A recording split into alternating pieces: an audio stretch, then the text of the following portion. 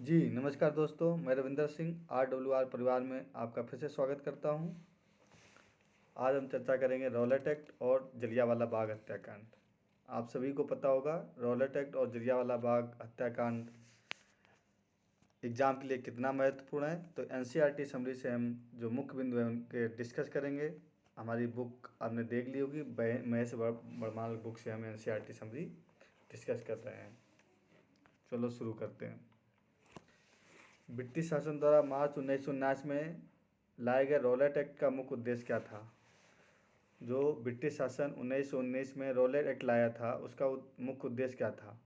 क्या था उसका मुख्य उद्देश्य? क्रांतिकारियों का दमन। कि हमारे इंडिया में क्रांति और देश को आज़ाद कराने के लिए दिन पर दिन क्रांतिकारियाँ हो रही थी, उसको दमन के लिए हमारा कौन सा एक्ट लाया गया? Rowlatt act. कब लाया गया? 1919 में।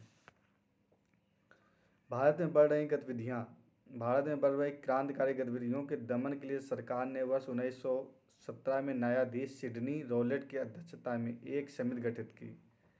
इसका उद्देश्य क्रांतिकारियों को कुचलने के लिए प्रभावी योजना का निर्माण करना था। इसके सुझावों पर मार्च 1919 में पारित विधेयक रॉलेट एक्ट के नाम से जाना जाता है। तो रॉलेट एक्ट की जो अध्यक्षता कौन कर रहे थे? न्यायाधीश थे सिडनी रॉलेट। उनकी अध्यक्षता में रॉलेट एक्ट क्या हुआ? बना था। और इंडिया में कब आया था? मार्च 1919 में। तो दो डेट याद रखना है। मार्च 1919 में इंडिया में आया और जब ये बना हुआ था, कब बना हुआ था? 1917 में। ठीक है। और इसके कौन से अध्यक्ष? सिडनी रॉलेट थे। ठीक है। जब इंडिया में रॉलेट एक्ट आया तो उस समय भारत के वायसराय कौन थे? बहुत पूछा जाता है। कौन थे? Lord Chelmsford. कौन थे? लॉर्ड चेम्सफोर्ड उस समय इंडिया के वायसराय हुआ करते थे। औपनिवेशिक कानून को बिना वकील, बिना अपील व बिना दलील के नाम से जाना जाता है। किसको? इसको किसने कहा था? बिना वकील, बिना दलील और बिना अपील का कानून कहा जाता है रॉलेट एक्ट को। इसमें क्या होता था? संदेह के आधार पर किसी को गिरफ्तार कर लिया जाता था और इसे जेल भेज दिया जाता था।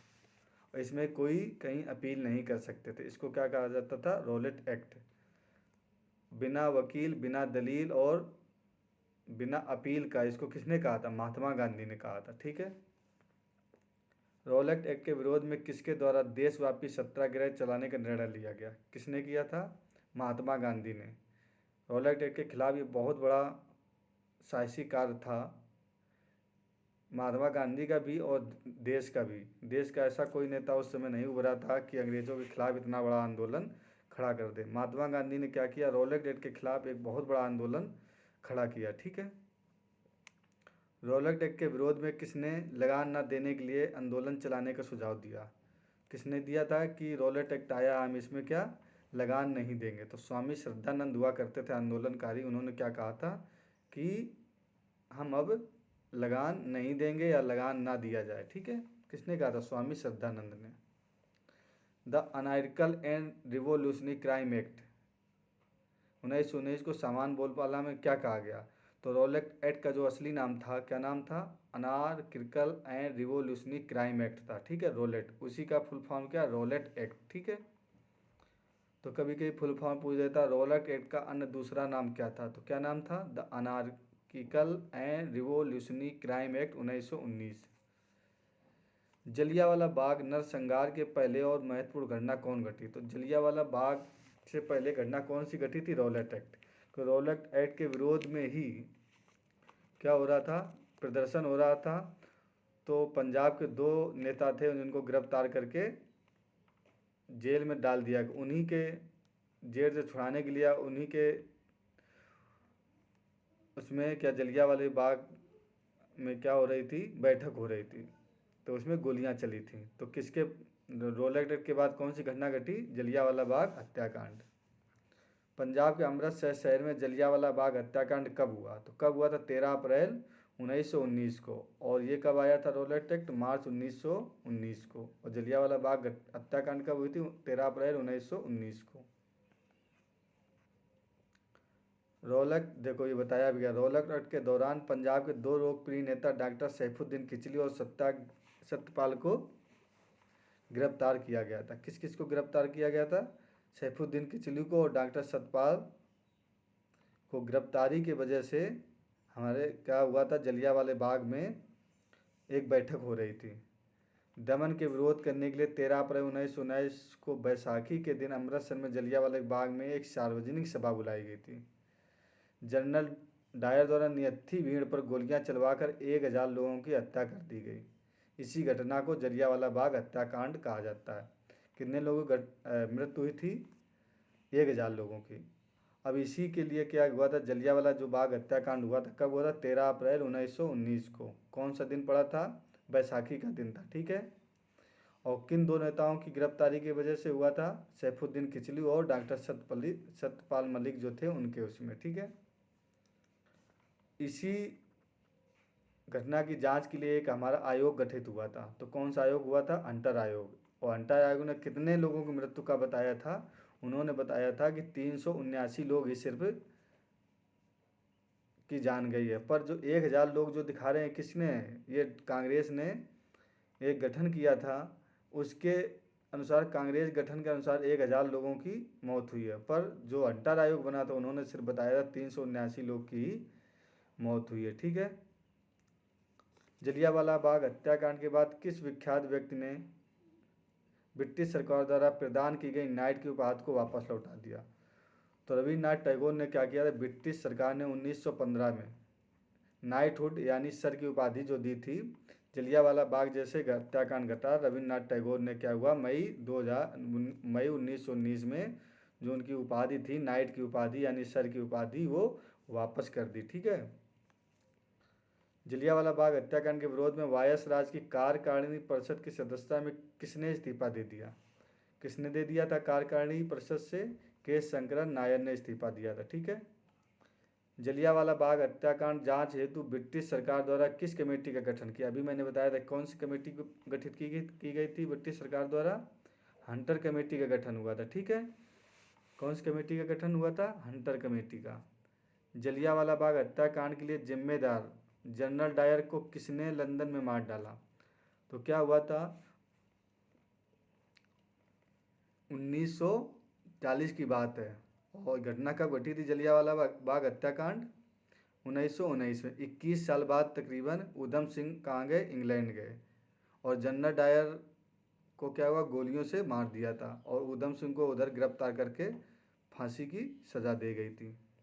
तो किसने मारा था जनरल डायर को? उधम सिंह ने, क्योंकि जनरल डायर ने ही क्या किया था? गोली चलाने का आदेश दिया था, ठीक है। और इन्होंने जलियांवाला बाग हत्याकांड का बदला लिया।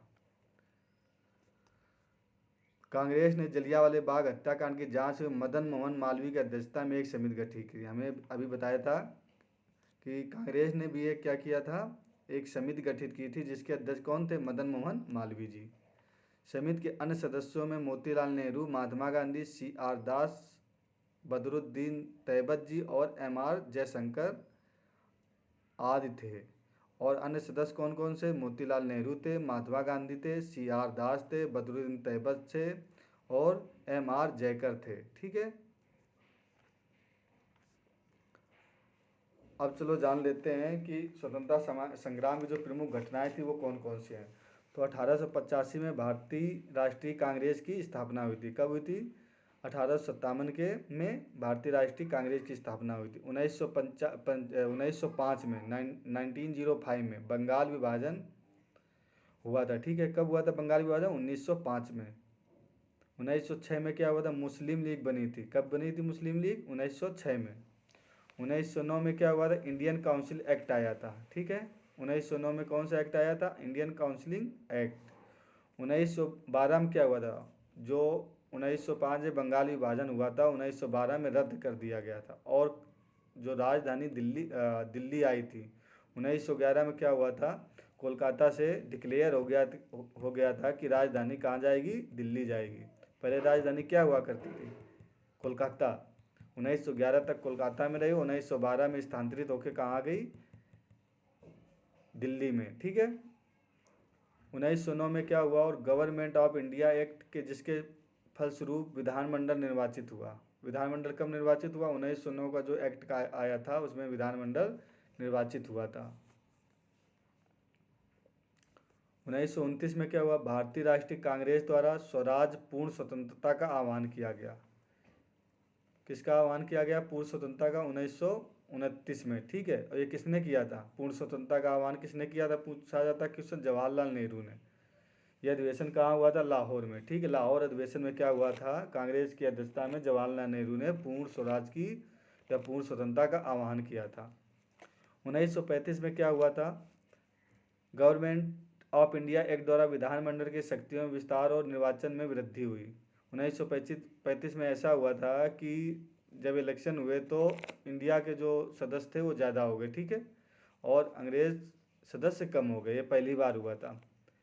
1940 में मुस्लिम लीग द्वारा पाकिस्तान का निर्माण का आह्वान किया गया। 1940 में क्या हुआ, जिन्ना ने, जो मोहम्मद अली जिन्ना थे मुस्लिम लीग के अध्यक्ष, और 1940 में जो उन्होंने बैठक की थी जिसकी अध्यक्षता की थी जिन्ना ने, उन्होंने पाकिस्तान के निर्माण की मांग कर दी थी, ठीक है। कब की थी, 1940 में।